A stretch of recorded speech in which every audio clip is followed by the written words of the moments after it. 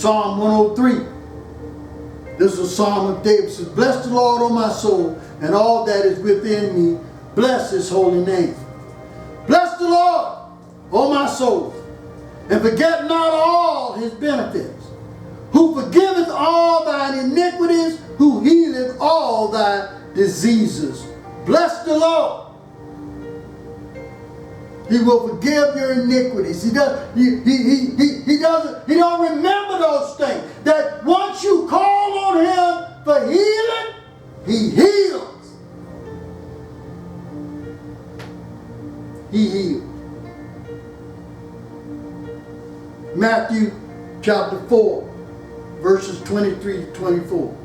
And Jesus went about all Galilee, teaching in their synagogues, and preaching the gospel of the kingdom, and healing all manner of sickness and all manner of disease among the people. And his fame went throughout all Syria, and they brought unto him all sick people that were taken with divers diseases and torments, and those which were possessed with devils, and those which were lunatic, and those that had the palsy, and he healed them. They believed that Jesus could do it. They believed that Jesus could do it. And so they went and got all that was sick and brought them to him. Matthew chapter 8, verses 2 to 3. And behold, there came a leper and worshiping him, saying, Lord, if thou wilt, thou canst make me clean. And Jesus put forth his hand and touched him, saying, I will, be thou clean. And immediately his leprosy was cleansed. This scripture says that Jesus touched him. But there's something that you want to remember about this scripture, about this from Matthew chapter 8. He said that Lord, if you will, if you will, you can make me clean. He's telling Jesus, if you will, you can make me clean. That's his faith. He said, Father, I know that you can make me clean. I know you can. But if you will do it, I know I will be clean. In Jesus' time. Romans 8, chapter 11. But if the spirit of him that raised up Jesus from the dead dwell in you, he that raised up Christ from the dead shall also quicken your mortal bodies by his spirit that dwelleth in you. That means that if you've got the spirit of the Father, if you've got the spirit, then you know that nothing is impossible. That nothing is impossible. And I tell you today, if you go to a hospital today, you will see a lot of weeping, sadness. It's because the doctors have said there's nothing else that we can do.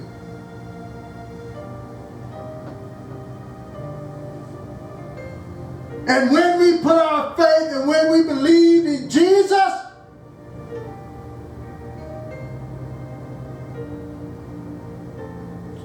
we can be healed.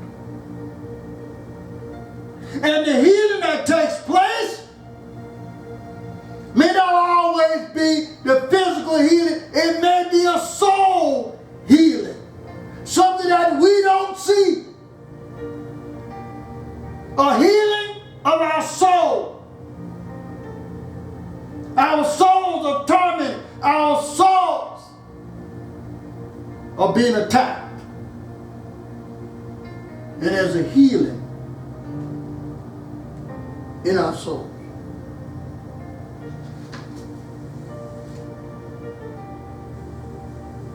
John chapter 5, verses 2 to 9.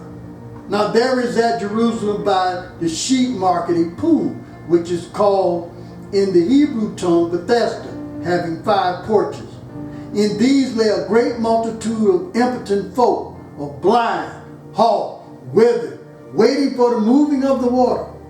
For an angel went down at a certain season into the pool and troubled the water. Whosoever then first, after the troubling of the water, stepped in was made whole of whatsoever disease he had. And a certain man was there, which had an infirmity 38 years. When Jesus saw him lie, and knew that he had been now a long time in that case, saith unto him, Wilt thou be made whole? Wilt thou be made whole? The impotent man answered him, Sir, I have no man, when the water is troubled, to put me into the pool, but while I am coming, another steppeth down before me. Jesus says unto him, Rise, take up thy bed, and walk. And immediately the man was made whole, and took up his bed and walked. And on the same day was the Sabbath. When we were doing Bible study, we see why they went after Jesus after that, because he healed on the Sabbath. They didn't think about healing this man of his infirmity. They all more worried about him doing it on the Sabbath. See, we could have our motives twisted. But it's something here that I don't want us to miss. Jesus asked you, Wilt thou be made whole? He's asking him, do you want to get well? Do you want to get well? And he said, yes. He said, but I have nobody to help me get in the pool and I've been here all this time. And whenever the angel comes down and trouble the water, I can't get there. And while I move close, somebody run and step over me. You know, I can't get there. And then Jesus said, do you want to get well? And he listened to him. And listen to what he's saying. He said, yes, I do, but I have nobody to help me. I see the angel when he comes down, and I see it trouble, but I have nobody to help me because I cannot get there. And he's telling Jesus his plight. When we don't, we have to tell him our plight. We have to tell him what is wrong. We have to be straight with him. That I cannot heal myself. I cannot. This thing is bothering me. My heart and soul is aching. And you want me to tell you when you heal? Is when your heart and your soul no longer aches. You move on to something else. It's because God He has healed. He has healed. Luke 13, verses 10 to 13.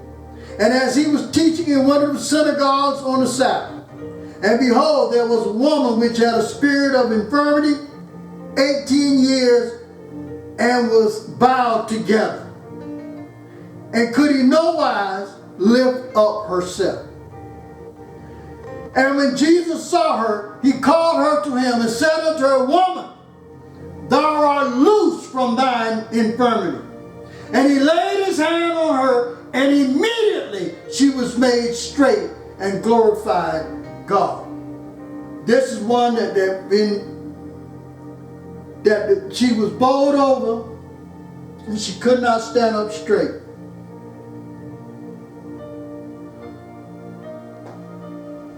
She could not stand up straight. And Jesus saw her. And Jesus said, woman, thou art loose from thine infirmity. And he put his hands on her. And she was healed. Luke chapter 4, verse 18 and 19. The Spirit of the Lord is upon me, because he has anointed me to preach the gospel to the poor. He has sent me to heal the brokenhearted, to preach deliverance to the captives, and recovering of sight to the blind, to set at liberty them that are bruised, to preach the acceptable year of the Lord. This is Luke. This is Luke talking. The Spirit of the Lord is upon me. The Spirit of the Lord is upon me. Don't just ignore that. Don't worry about that. They're trying to he's trying to stop it, but that's okay. He can't win. He can't win. Luke chapter 4, 18 and 19. I want you to remember that the Spirit of the Lord, he said, is upon me. The Spirit of the Lord is upon me, because he has anointed me to preach the gospel to the poor. He has sent me to heal the brokenhearted, to preach deliverance to the captives, and recovering of sight to the blind, to set at liberty them that are bruised, to preach the acceptable year of the Lord. He sends his messengers. Remember, Jesus said in the Bible that if our spirit, if we have his Spirit in us, we will do greater things. That we will do greater things than what they see him do. That we all have the power. But do we believe we have the power? Is there any doubt that we have the power? If you have any doubt, because when the disciples tried to cast out the demons, they said, "Lord, why couldn't we do it?" Set your faith. He just brought on such your faith. You didn't believe that you could. You didn't believe that you could. So what do we tell? We tell our children and tell people, believe that you can do it. If you believe you can do it, you can make it happen. If you believe that you can do it. Isaiah 58 and 6 says, "Is this not the fast that I have chosen? To loose the bands of wickedness, to undo heavy burdens, to let the oppressed go free, and that ye may break every yoke?" In the fasting, when we're fasting for healing, when we're fasting for healing, we must do it in his way, with his purpose. And that is to loose the bands of wickedness, to undo heavy burdens, to let the oppressed go free, and to break every yoke. He said, when you fast in that manner, then I will hear you. Because he was telling Isaiah to tell them that yes, they fasted, but they're doing it wrong. I see them fasting, I hear them talking, but they're not doing it. They got other motives. They got other motives. And he said to tell them that I hear them, but they got other motives. They're fasting the wrong way. So unless we believe in that Jesus can heal,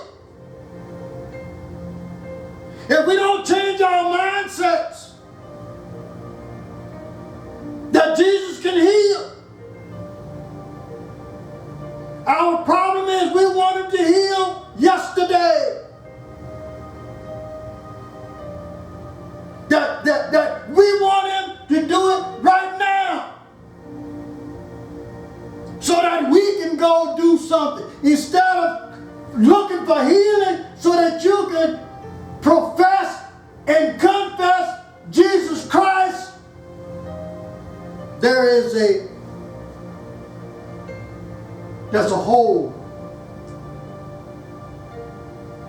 in your belief.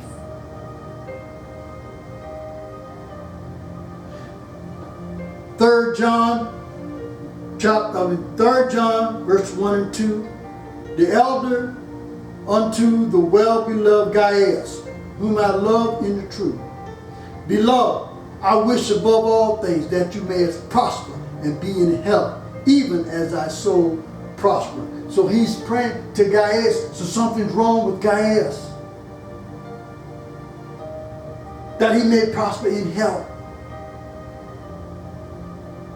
even as thy soul. He said, even though while you are worshiping Jesus Christ, you have a physical ailment, your health could be bad, and you still searching. And he's telling them that I wish above all things that you prosper in your health, even as your soul prosper. Which means as you begin to get closer to Jesus, that your health will get better. Matthew chapter 9, verses 27 to 30. And when Jesus departed thence, 2 blind men followed him, crying and saying, Thou Son of David, have mercy on us. And when he was come into the house, the blind men came to him, and Jesus saith unto him, Believe ye that I am able to do this? They said unto him, Yea, Lord. Then touched he their eyes, saying, According to your faith, be it unto you. And their eyes were opened, and Jesus straightly charged them, saying, See that no man know it. What is important in this one? What did Jesus ask? Believe you that I am able to do this? Jesus asked, do you believe that I can heal you? You asked me to heal you. You asked me.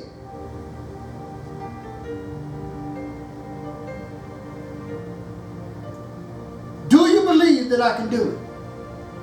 See, when we ask Jesus sometimes for the impossible, I guess, if you want to call it that, do you really believe that he can do it?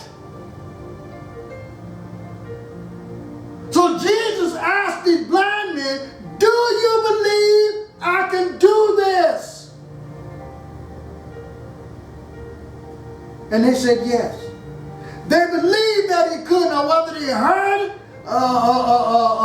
about it or somebody was telling them the power of Jesus, or is it that their soul, something told them, something had them believe it, something had them coming after Jesus. And Jesus asked them, do you believe that I am able to do this? Do you believe that Jesus can heal you? Do you believe that Jesus can heal?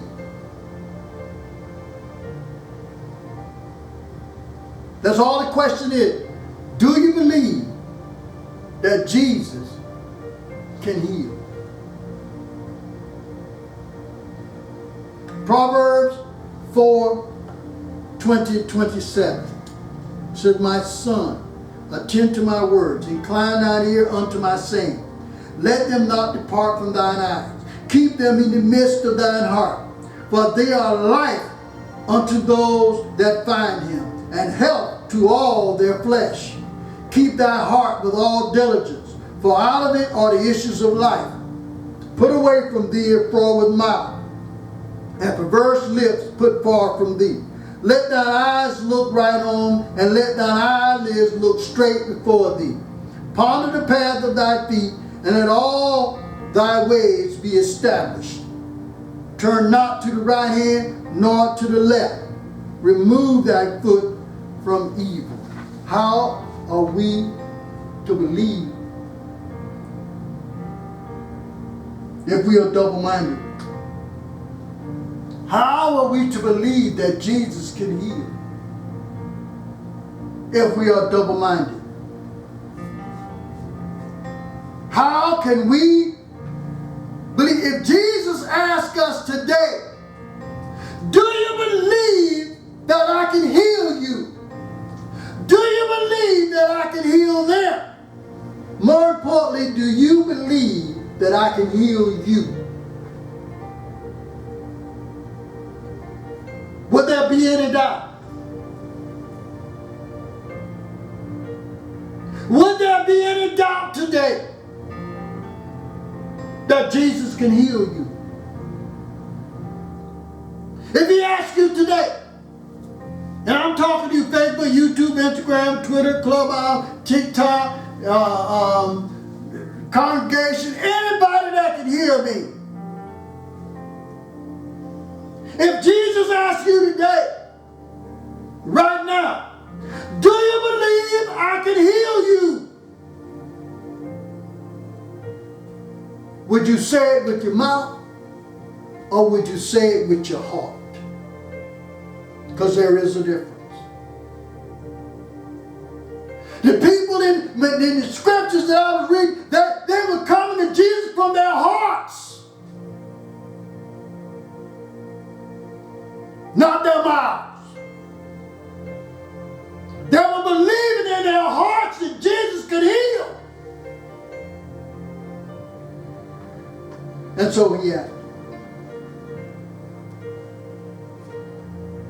Luke chapter 8, verses 41 to 55. And I saved this one for the last one. It's because I want you to see faith at work. Luke chapter 8, verse 41 to 55. And behold, there came a man named Jairus, and he was a ruler of the synagogue. And he fell down at Jesus' feet and besought him that he would come into his house. For he had one only daughter, about 12 years of age, and she lay a-dying. But as he went, the people thronged him.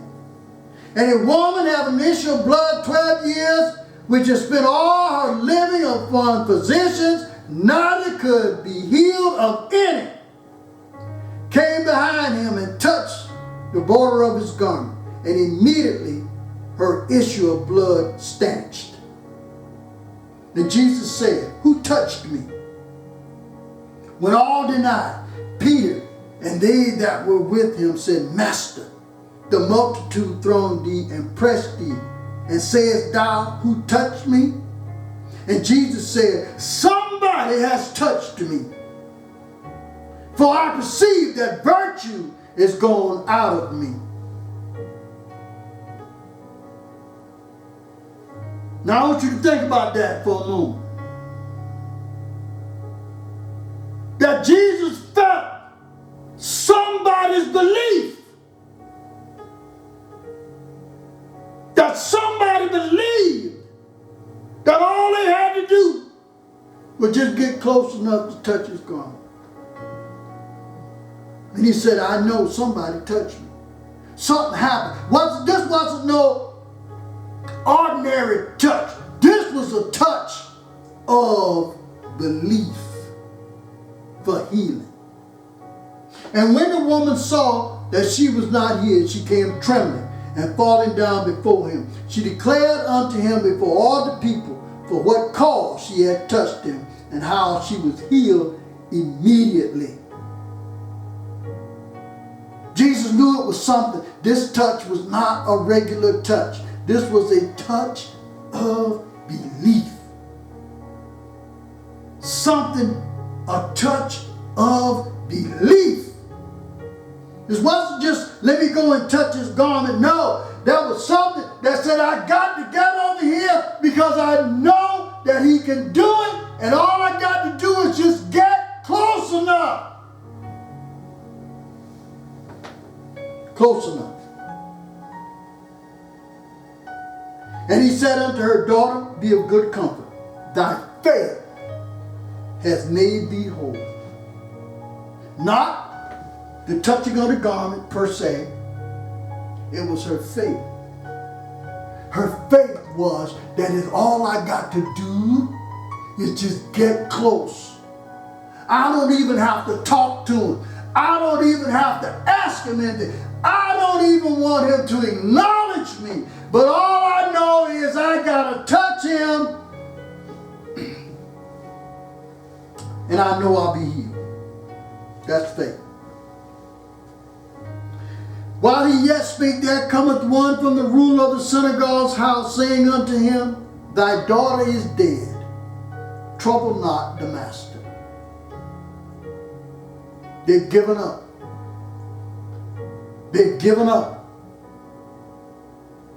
But when Jesus heard it, he answered him, saying, fear not, believe only, and she shall be made whole. You know what I'm saying? Fear not, believe only. All you got to do is believe that she shall be made whole. And when he came into the house, he suffered no man to go in, save Peter and James and John, and the father and mother of the maid. Got everybody else out of there. Sometimes people can block your blessing if you got them around. He had to get them folks out of there.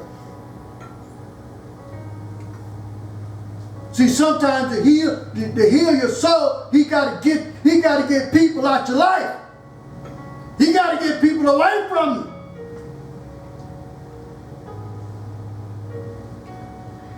And all wept and be like, wail her, get them all out of the way. But he said, weep not. She is not dead, but sleeping. And when they, and now I want you to understand what they're saying. Listen, and they laughed him to scorn, knowing that she was dead. You know what? That's their unbelief. They said, she's dead. There's nothing can be done. There are people in the hospital right now that they've given up on.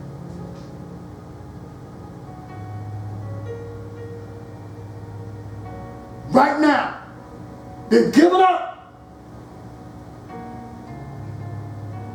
But somebody come along that believes. But somebody come along that believes.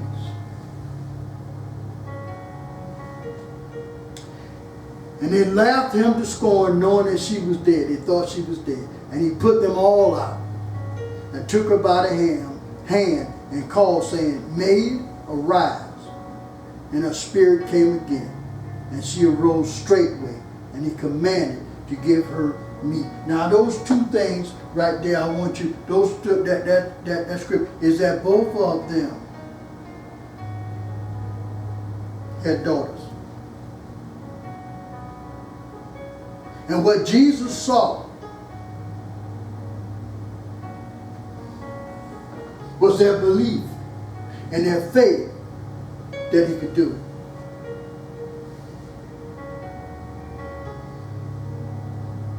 High priest, that's Jairus, the ruler of the synagogue, went to Jesus, fell at his feet. I know you can do it. She's my only daughter. I know you can do it, Jesus. I know you can do it. And then, on his way to healing, somebody else touched him. And this touch was just not a regular touch. This was a touch that drew virtue. And he had a whole crowd of people. He said, who touched me? The disciples said, wait a minute, Jesus. We in this big old crowd of people here, and you will ask who touched you? Everybody's all bumping up, in the crowd. People, you've been in the crowd. Excuse me, pardon me. Excuse me, pardon me. Excuse me, I didn't mean to step on your foot. Stuff like that. And Jesus said, wait a minute. Somebody touched me. That wasn't no regular touch. That was a touch of belief and faith. And then when he found out the woman had touched it, she said, think about it. She said, all I wanted to do was just touch you, Jesus. I didn't mean no harm. I just wanted to touch you. That I know that if all I had to do was touch you, I know I would be healed. The doctors have given up. But I know that all I got to do is just get close to you.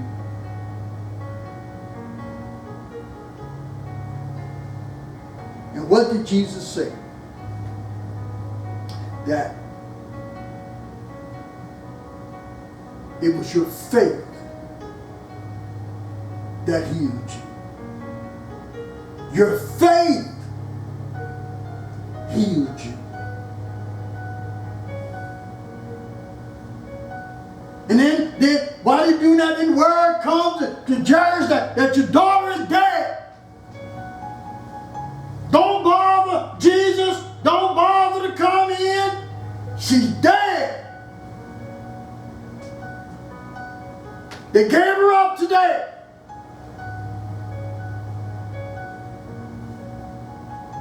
And all Jesus said is to believe. Believe. And she shall. Remember, there's that word again. There's that future tense word.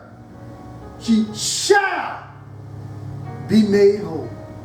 But all I'm asking is for you to believe. And he shall. And then he had to get the house cleaned out. Because a lot of times people hang around you. They get in your way. They're in the way of Jesus. Jesus needs to talk to you. He don't need all them folks around you. He needs to talk to you. And so he cleared them all out. And they laughed at it because they said she was dead.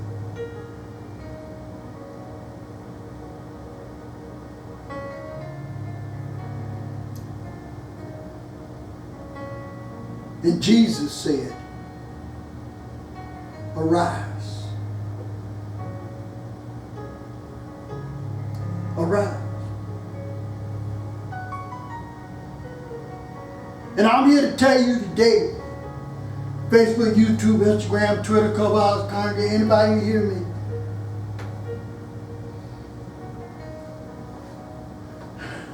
My wife and I were a witness to this. My wife and I were a witness.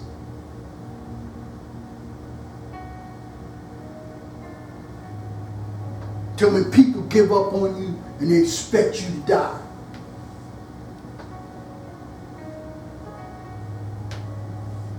And our belief that you heal made her speak up. Made her speak up. Nobody else. It made her speak up. And something happened. Something happened when she spoke up. And she said, could you bring me something that I could clean her up with? My wife didn't accept it.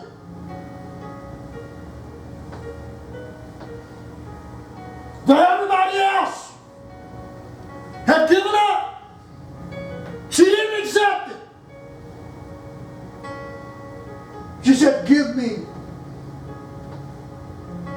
something to wipe her face. And something happened. I saw it with my own eyes.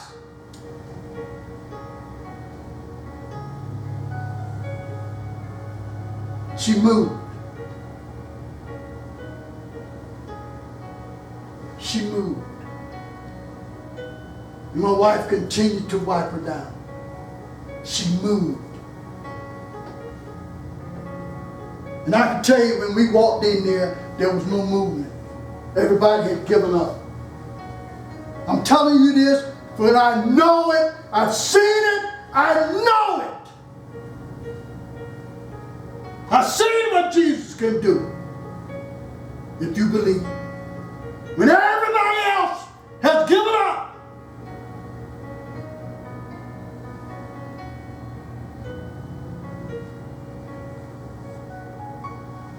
all he said is believe. When everybody else gives up. And when all those people that I read about today were having diseases and they were dying and they were dead.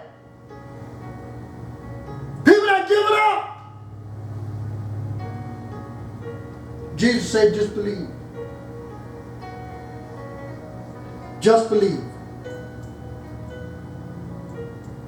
I know Jesus can heal. I know he can. I've seen it. As they say, I seeked it.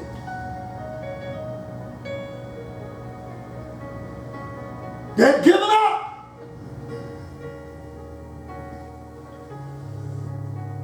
And my wife didn't accept it. She said, give me something to wipe her face. They were reluctant, but they went and got it. And as soon as my wife touched her face, there was movement. They had given up, but my wife didn't accept it. So I know. Everybody that's listening here, I know for a fact that Jesus can heal. But everybody else done gave up. Jesus sent a calming hand to say everything is going to be all right.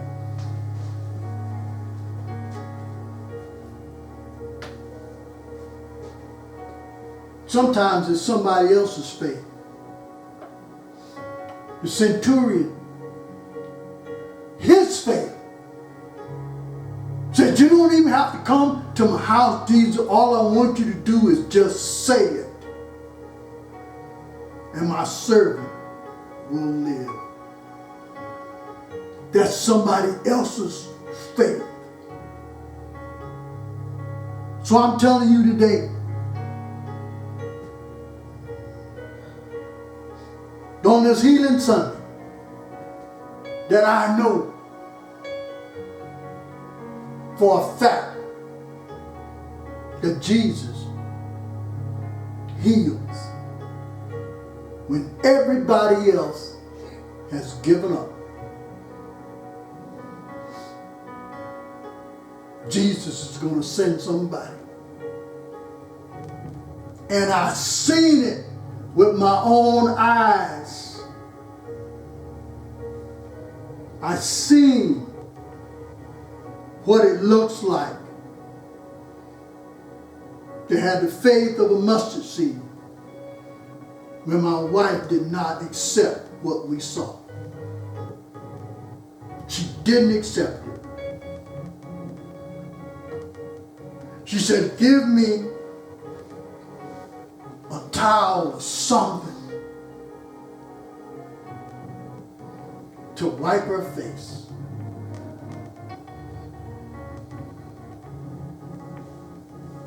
And when she touched her to wipe her face, she moved.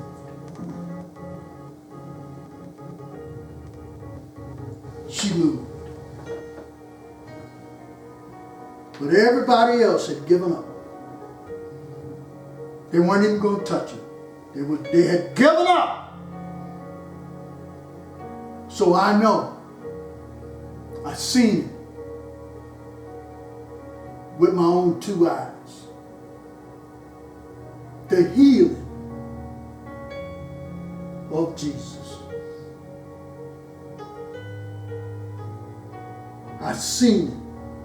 So the scriptures and things that I read today, I'm reading them to you, but I know without a fact, without a doubt, the fact that Jesus heals when everybody else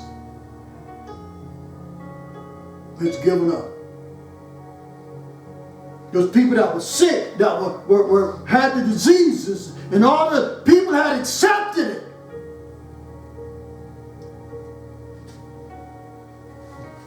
The woman with the issue of blood did not accept it. The centurion just did not accept it. Jairus knew his daughter was dying, but he just did not accept it. He went to Jesus. And I'm telling you today, my wife didn't accept it.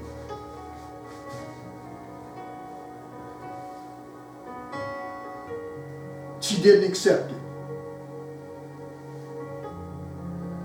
When everybody else had given up, when I walked in there, I went, wow.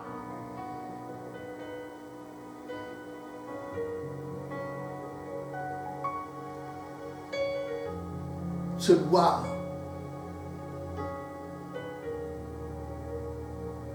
Someone I know laying there. Nobody's around. It was my wife that said, bring me towel, something to wipe her face. And soon as she touched her, there was movement.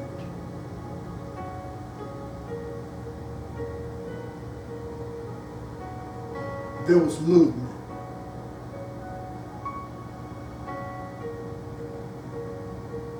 Because when my wife asked her, you could see the expression on her face. The nurse's face was like, why? You could see it. Her expression. When my wife asked her, she said, you could see her expression on her face was why? Without saying, she said it. Why? That meant that they had already come to the conclusion she was going to die.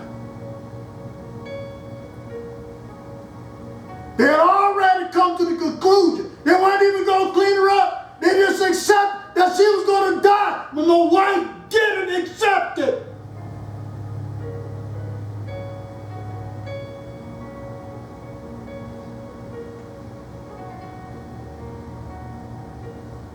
When she asked her, can I have a towel to wipe her face? And her expression was like, why? Now I'm watching this. The expression on her face was like, why? And that's when I realized that they had given up. They're expecting her to die. They left her alone. Nothing. I'm telling you what I saw with my own eyes. That I know He heals. And when my wife asked for a towel, something to wipe her face, when I walked in, we walked in there, there was no movement. There was no movement. So I know they had already accepted it. And it was going on to do other things. But when my wife got the towel and touched her face, my wife believed that she was not dead. And my wife touched her, and there was movement. The nurses were shocked.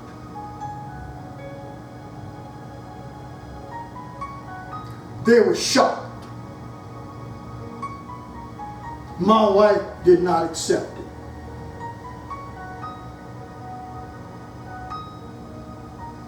So I know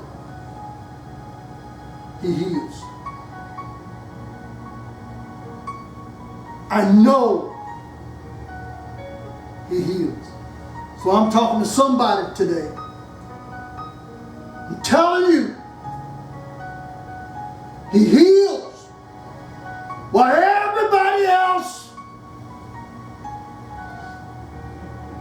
While everybody else is doing what they're doing and coming to their conclusions and all of that, this, that, and the other, Jesus is healing. And it could be off of somebody else's faith.